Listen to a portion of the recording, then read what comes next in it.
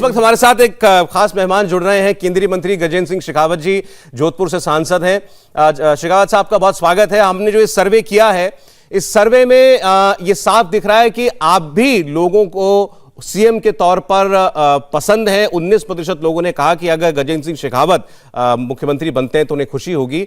और जो विधानसभा के नतीजे आए हैं उनमें आपकी पार्टी को बम्पर जीत दिखाई दे रही है। 148 सीटों के साथ वोट शेयर 52% के करीब दिखाई देता है अगर आज चुनाव हो जाते हैं तो।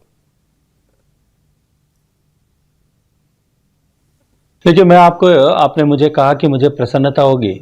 अगर आप 148 या 150 सीटों की बात करते हैं, मेरे को निराशा महसूस होती है और मुझे लगता है कि कहीं आपके आकलन को एक बार और आपको थोड़ा प्योरीफाई जो है उसको और रिकनेक्ट करने और चेक करने की आवश्यकता है।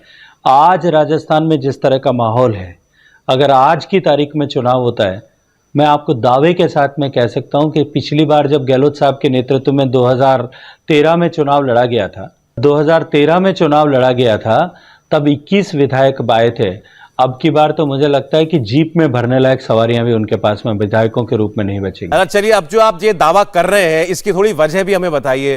क्या इतना खराब शासन चलाया अशोक गहलोत ने, या जो उनकी और सचिन पायलट के बीच खींचतान चलती रही उसकी वजह से आपको ऐसा लगता है? देखिए, जो वादे किए गए थे कि हम 10 दिन में प्रदेश के सभी किसानों का कर्जा माफ करेंगे, कर्जा माफी के नाम पर ठेंगा दिखा दिया गया। हम युवाओं को बेरोजगारी भत्ता देंगे, उनके साथ में धोखा किया गया। महिलाओं के सम्मान की रक्षा करेंगे, उसके नाम पर धोखा किया गया। राजस्थान को जिस तरह से अपराधियों और अराजक तत्वों के हाथ में छोड़ दिया गया, अपराधी बेलगाम हो गए। और इन सब के पीछे कारण कि सरकार आपसी विग्रह का शिकार हुई। सरकार का प्रमुख जो है वो फोकस कुर्सी बचाने पर रहा। गहलोत साहब कुर्सी बचाने के उस आपाधापी में कहीं इतना खो गए कि उनके विधायक बेलगाम हो गए। विधायकों ने भ्रष्टाचार की पराकाष्ठा प्रारंभ कर दी। आज सरकार में थाने नीलाम हो रहे हैं। स्कूलों के अध्यापकों के जिस तरह से स्थानांतरण किए जा रहे हैं और मिड सेशन में स्थानांतरण करके जिस तरह से उनको जो है पैसे के आधार पर स्थानांतरण के प्रयास किए जा रहे हैं, ये मैं नहीं कहता।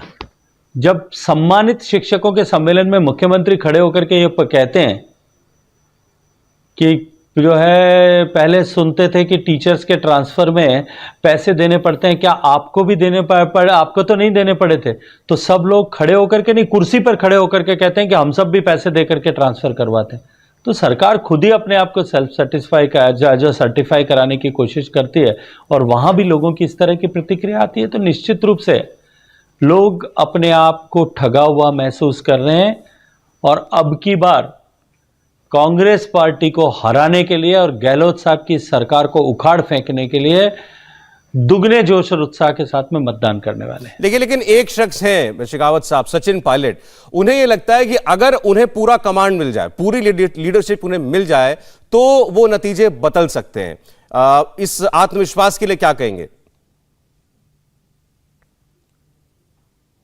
देखिए, मैं उनके इस आत्मविश्वास को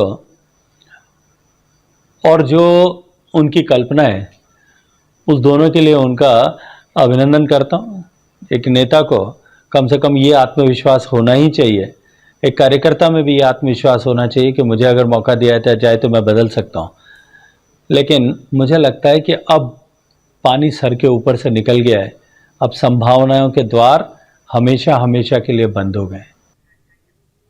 गजेंद्र जी, बहुत शुक्रिया आपका। लेकिन शेखावत साहब को इस सर्वे में अभी भी अपने नंबर कम दिखाई दे रहे हैं, 148, वो भी उनको कम दिखते हैं। उनका कहना है इससे कहीं ज्यादा बहुमत जो है वो उनकी पार्टी को मिलेगा अगले वर्ष जब चुनाव होंगे।